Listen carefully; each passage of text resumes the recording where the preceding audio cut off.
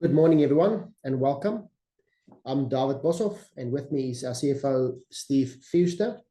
We're pleased to be joining you today for this September quarterly update. Before we get underway, I'd like to highlight that today's presentation should be read in conjunction with our September quarterly report. This is now available on our website. As we move through today's session, if you have any questions, please feel free to add it to our live Q&A tab. And then that's on the right-hand side of your screen, and we'll address those questions at the end of the session. It's been another strong quarter for BCI, marking 1 year of operations. Switching on the pumps last year, since then we have moved more than 185 gigalitres of seawater into our ponds, with continued progress on inundation of ponds 1 to 9, ahead of the 2025-2026 summer season. Our focus remains clear, ensuring a safe and sustainable operational ramp-up as we bring more assets online and close out the final construction packages.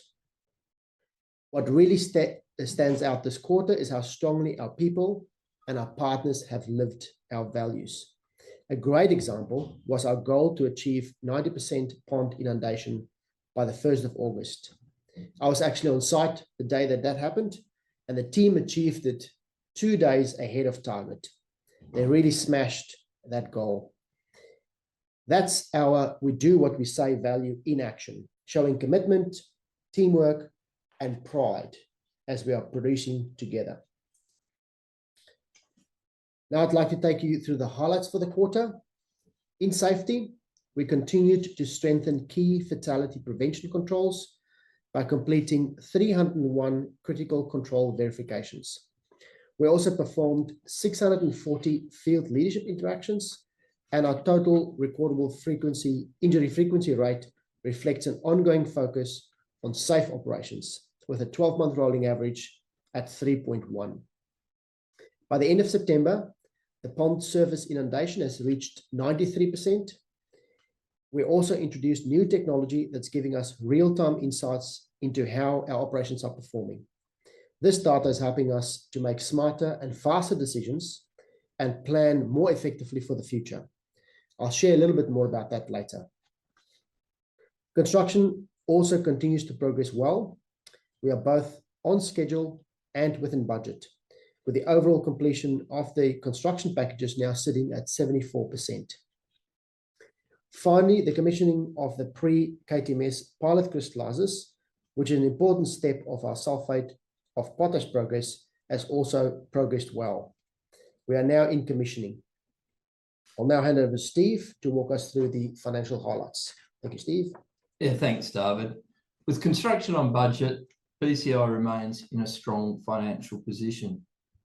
During the quarter, we drew $110.9 million for our syndicated debt facility, and that brings total cash drawn to date to $347 million. In July, we also received a deferred payment of $34.1 million from the sale of Iron Valley. I'll share more on the cash flow shortly, but first, David will provide a more detailed update on our operations. Thank you, Steve. I'd like now to start with a quick overview of the salt making process and how it's unfolding at Mardie. Salt production starts with the intake of seawater from the Indian Ocean, which is then transferred through 9 evaporation ponds. Our operations team then carefully monitors the density in each of these ponds to ensure the brine is moved at just the right time. This process is very important because it ensures that the impurities in seawater is precipitated ahead of the crystallizers. This enables the production of salt to our customers' specifications. As the water temperatures rise, the natural evaporation process increases the salinity of the seawater and gradually transforming that seawater into brine. Once the brine reaches the target density, which is typically between 1.21 and 1.22 kilograms per litre, it's pumped into the crystallizers, where industrial-grade salt begins to crystallize. Once enough salt is crystallized, it's harvested, The harvested salt is then processed through our wash plant to remove the last of the impurities before it's being shipped to our customers via our Cape Preston West port. As you can see on the map on the left of your screen, the ponds vary in size all the way from pond 1 to 9. As I mentioned earlier, we've achieved 93% pond surface inundation, with most of our ponds at or near capacity. Our focus is now on reaching the target brine density. In particular, we're looking at pond 9 and to make sure that reaches the right density of brine before it's transferred to the crystallizers at the perfect time. To support this process, we have developed a digital twin, which is a digital model specifically designed for our operations. And this allows us to monitor in real time and make data-driven decisions. The digital twin is now fully integrated into BCI's production planning process, combining real-time operational data from the primary seawater intake all the way through to ship loading, while incorporating historical weather information. The chart you can see there on the left of your screen is being created utilizing various weather scenarios from the digital twin, and it illustrates the range of time of when the brine in pond 9 is forecasted to achieve the density. You can also see on the graph where the actual density of pond 9 is sitting at the end of September.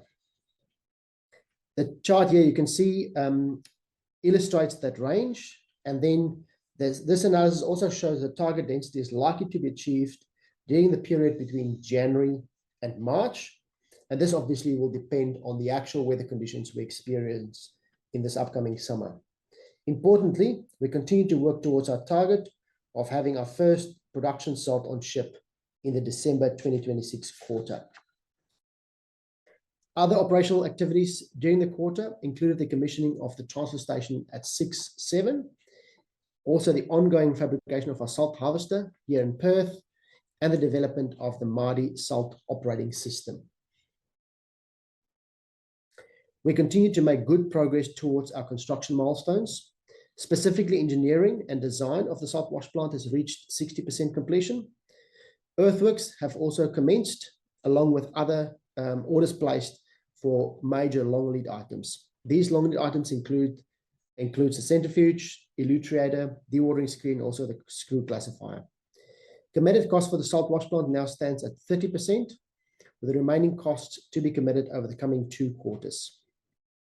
The primary and secondary salt crystallizers were also completed, marking the conclusion of the majority of the bulk earthworks, as well as pond and crystallizer infrastructure required to support full-scale production. In April 25, we commenced commissioning the first crystallizers with seawater to test their permeability and help inform the optimal sealing solution.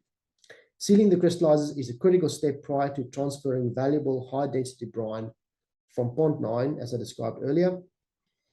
The results from these trials, the seawater trials, confirmed that the use of liners as a superior solution to sealing crystallizers, because firstly, it creates a more predictable harvesting environment, and secondly, it eliminates seepage, thereby creating additional ramp-up tons in the early years of production. Consequently, BCI is implementing a program to sealing the crystallizers, with this cost expected to be fully funded within the 1.443 billion Salt First budget. Sealing of the crystallizer trains will commence in the current quarter, with the first crystallizer scheduled to be ready to receive brine from February 2026 onwards. The sealing of the remaining trains is planned to occur as required to meet our production ramp-up schedule. Also now, the marine package of the Cape Preston West port has reached 93% completion, and the environmental approval for the offshore placement of dredge spoil has transitioned into the next phase with both the state and the Commonwealth regulators. Steve will take us now through the financial highlights. Thank you, Steve. Thanks, David. Total construction now sits at just over $1 billion, having spent $67 million this quarter. The largest packages of work remaining include the dredging, the crystallizer lining, and the salt wash plant. Other than the long lead items that have been ordered for the salt wash plant, these packages will be funded from the $386 million we have in uncommitted funds. From the engineering design work on the salt wash plant and the procurement of materials to date, we're confident the salt wash plant will come in on target and to schedule. With dredging, the tenders closed last week, and based on our early analysis of this package, the costs look to be aligned with our budget. And lastly, this week we placed an order for the first package of the crystallizer liners, with the cost of this order being in line with our forecast. The progress being made on these three major construction areas supports our confidence of remaining on budget. Looking forward to the next quarter, as we prepare the site for the arrival of the materials for the salt wash plant and the crystallizer lining, construction activity at Mardy will be lower than recent quarters. Both of these work fronts will be in full swing during the March 2026 quarter, and dredging will follow in April 2026. These activities align with our construction schedule and remain on track to support our FY26 target. As mentioned earlier, we drew $110.9 million from our syndicated debt facility during the quarter. At the end of the quarter, BCI had available liquidity totaling $676 million, with approximately $441 million required to complete construction. We remain fully funded to complete the construction works, as well as having sufficient working capital to be able to operate through the ramp up. As we previously shared, our drawdown process runs on a 45-day cycle.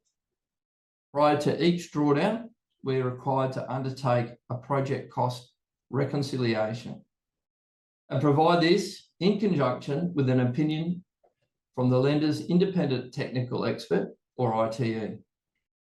The ITE's opinion confirms to lenders that BCI remains fully funded to complete construction, as well as having sufficient working capital. To date, we've successfully completed 6 drawdowns, totaling $347 million. I'll now provide an overview of what we're seeing in the salt market. You'll see the CFR prices that we quote in the quarterlies are based on the price of salt, as well as the weighted average cost of freight to get that salt to the customer's ports in Indonesia, Japan, Korea, Taiwan, and the Philippines. As such, freight is a key component of the CFR price. The factors affecting the cost of freight include the size of the ship and the distance from the supplier to the customer's port. During the June 25 quarter, Indonesia imported proportionally more volume than other buying countries when compared to the March 2025 quarter. With a lower shipping distance from Australia to Indonesia, this reduced the weighted average freight cost, and hence the CFR cost in the June quarter was $5 lower. On an FOB basis, or the price that the supplier receives for their salt, the Asian market remains relatively stable. As we previously shared, the Cape Preston West Port is a strategically valuable asset for BCI and the region. This is a multi-user port that has been designed to export approximately 20 million tonnes per annum of bulk commodities, such as salt, SOP, and iron ore. At nameplate capacity, Mardy's SOP and salt operational needs are around 5.5 million tonnes per annum. This gives a surplus capacity of around 14.5 million tonnes per annum. So this infrastructure could be part of the solution for some of the proponents in the West Pilbara region who don't have access to a port. By the end of September, construction reached key milestones marked by the completion of all the heavy lifts. This included putting the ship loading tower in place, installing the small boat landing, as well as subsequent demobilisation of the jack-up barge. Works on the electrical and mechanical installation are now well advanced. Pleasingly, BCI continues to receive inquiries from potential third-party users of this facility in the region. Thanks, Steve. The SOP part of our production stream is a key byproduct of our salt production, and it's a really important revenue stream for BCI in the future. This quarter, we visited several potash producers in China and India to gather insights and benchmark their operating practices. The learnings from these visits are now being incorporated into our pilot plant design. We successfully commissioned the pre-KTMS trial crystallizers, as you can see on your screen on the left, and we are now operating these in line with expectations. Preparations for the pilot plant construction are also progressing well, and we will commence that work early next quarter. While our focus remains on safety and wrapping up our operations safely and completing construction, we continue to prioritize environmental stewardship. During the quarter, we delivered a wide range of environmental monitoring activities in collaboration with specialist consultants and our traditional owners. We also hosted our second implementation committee meeting with the Wirrawandi Aboriginal Corporation and commenced work on an updated Indigenous engagement strategy. On the community front, BCI visited Karatha Senior High School to support the Positive Behaviour Support Program and the Student Achievement through the BCI High Value Rewards Initiative. We also marked our first presence at the Resource Technology Showcase, and this showcase is Western Australia's premier mining innovation event. As we close this quarter, we do so by consistently applying our values in doing what we said we would do. We are well positioned to respond to forecast salt supply shortfalls in face of rising global demand, while creating sustainable, multi-generational benefits for our shareholders, the local community, and also for the broader Australian economy. This brings us to the end of the presentation. If you've got any questions, please add them to the Q&A tab on your left of your screen, on the right-hand side of your screen, and we'll go to questions now. Thank you.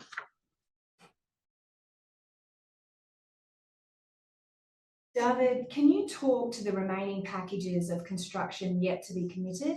Given the salt wash plant design is still not complete, when will you be in a position to award that work and cost to complete known?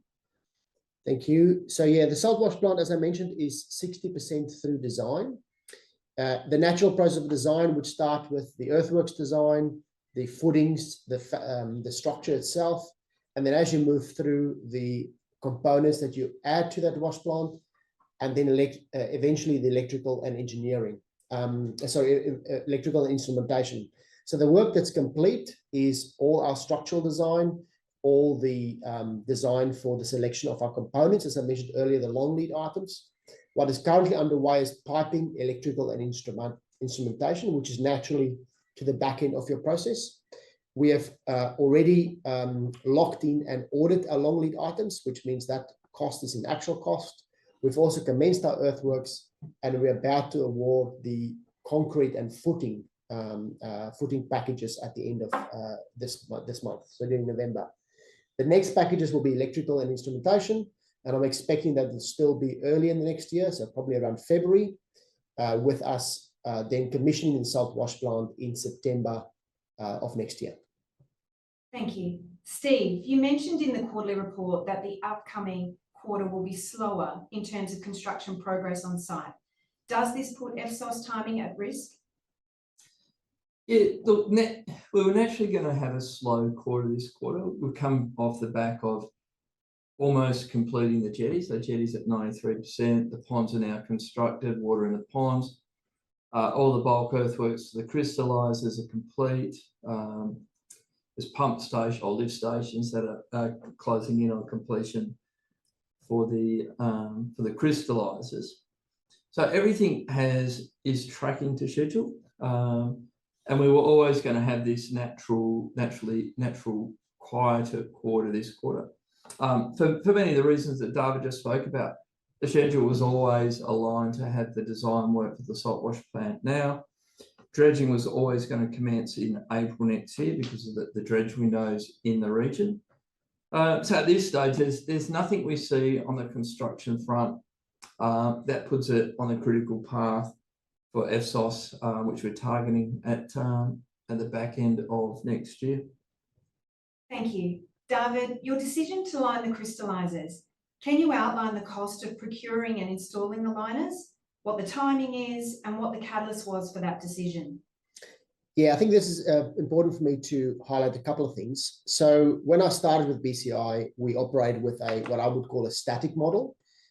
So basically a model that requires manually inputs to be changed. And it took us about a week to a week and a half to run different scenarios. Since then, I mentioned we've done the digital twin. So the digital twin is a fully modeled replica of our operations. It includes our size of our ponds, the amount of water we can intake, our actual weather data. What that enabled us to do is to run scenarios in a couple of hours. So if I went to Steve and I asked him, what if we do this? What's the impact to NPV? What if we change that? How does it impact our cash flow in the future? It was quite hard and arduous process to determine that. With the digital twin, that happens in a couple of hours. So one of the things that we've looked at very carefully is what is the impact of the planned and forecasted seepage for the crystallizers on our revenue in the future? And is there a better way to do it? And so the digital twin then enabled us to run the scenario with sealing and without sealing. And then, of course, we included our forecasted cost for the sealing in that model. And the NPV for sealing those crystallizers is vastly superior than not doing that. So that then allowed us to say, well, we have to, that's a better solution for shareholders.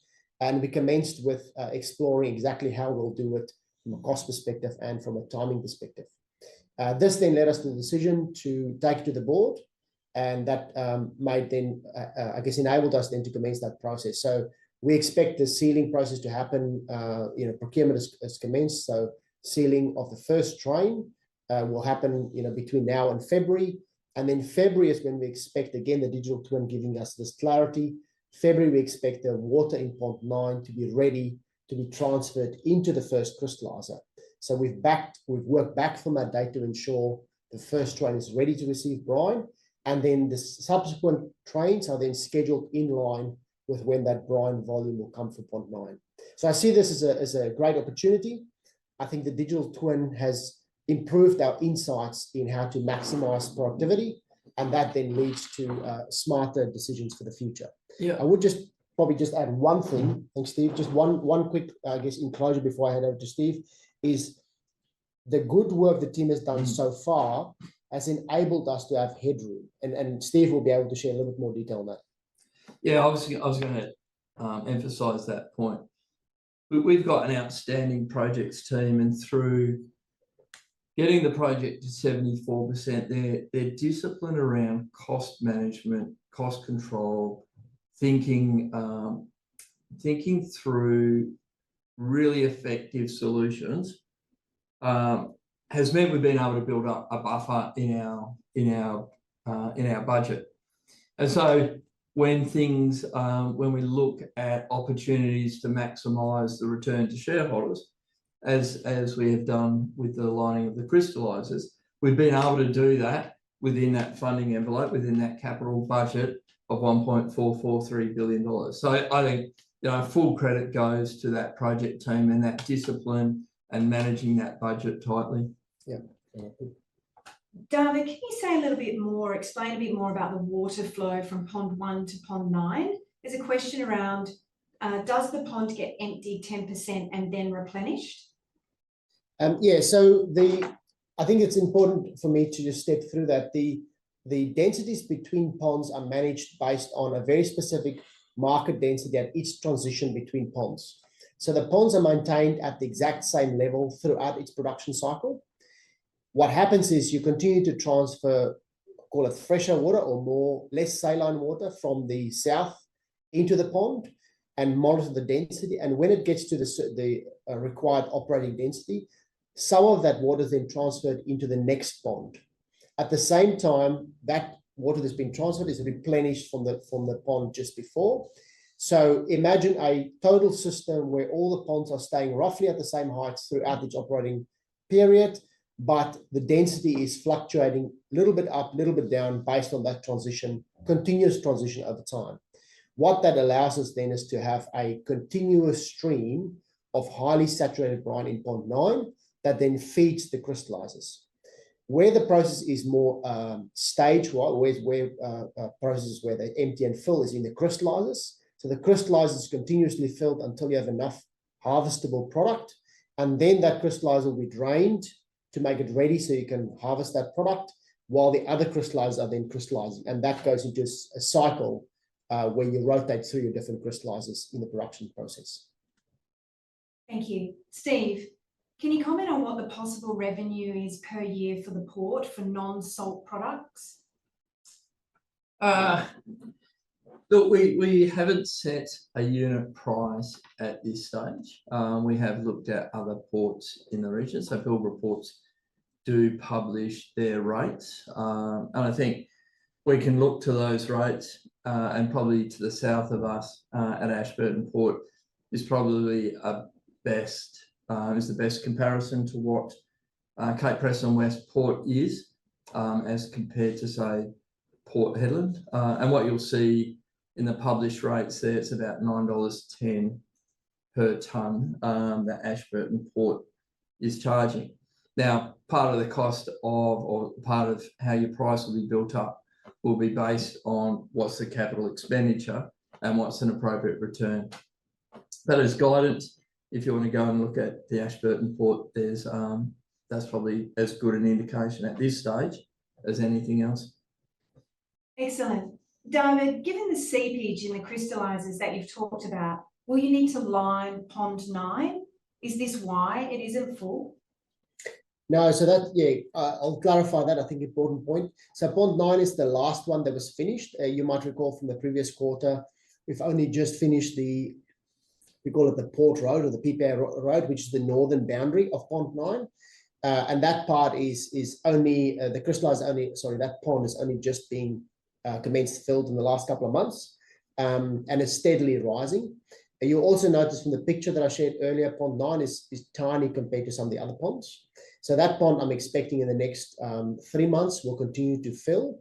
Obviously, to the seepage question, we've been monitoring the seepage in the ponds, and I'm happy to share with you that any seepage in those ponds, particularly in the ones we filled, in the beginning of, or about 12 months ago, the seepage has completely stabilized in those ponds. So the natural process of where, I mentioned the impurities dropping out, my expectation is when pond 9 gets to its required density and those natural impurities drop out, that'll continue to, I guess, get that pond into the right production capacity and allow it to operate as it should. And my final point on that would be is that these ponds are based in mudflats. So mudflats, of course, creates a natural boundary to the seepage of those ponds. Thank you. Steve, assuming you go ahead with producing SOP, will this be funded by debt or equity? And what would the timing and magnitude of the capital be that's required? Yeah, so we frequently say the CapEx is probably somewhere between 150 and $200 million, and the work that the SOP team will help inform the ultimate value of that construction. In terms of the funding, by the time we complete the pilot trials, select our design, and then need to fund that construction, we would fully expect that the salt business would be generating free cash flow. A business that generates free cash flow has a wide range of options to be able to fund that. So I think, we'll have very, very flexible options at the time we need that funding. Great, thank you. David, can you comment on the status of the dredging sea dumping approvals and how they are tracking? Yeah, absolutely. So I mentioned in one of my remarks that we've progressed to the next stage. So last week we had the EPA board meeting for the state approval. We're currently in the consultation phase. So we received our draft conditions that included sea dumping among other tweaks in our conditions. The team is expected to respond to that today. Then that is still on track to receive our approval from the state for those conditions well ahead of our April commencement date for dredging that we spoke about earlier. On the federal side, we're also in the conditions consult period. That conditions are currently being drafted, and we expect those conditions to be with us somewhere next month. And again, that team is tracking on time ahead of that April due date. So I'm pleased to say that those things are progressing, and we will have to continue to work hard that we deliver on those approvals, as we did for the groundwater management plan and the overall approvals in the past. Thank you, David. David, at what level of strength has the pier jetty been constructed to withstand what level of a cyclone? Yeah, our design design specifications for the port has been a 1 in 500 year rain event. That of course is quite superior to many other ports, but is the design requirements that we've set for the construction contractor. So 1 in 500 year will certainly stand I guess the test of time. Also, can also do a Category 5 cyclone. So there are some tie-down procedures for the conveyor belt itself, but the structure is designed for well and truly above that. Thank you. That concludes our questions. Thank you, everyone, and we'll see you next quarter. Thank you.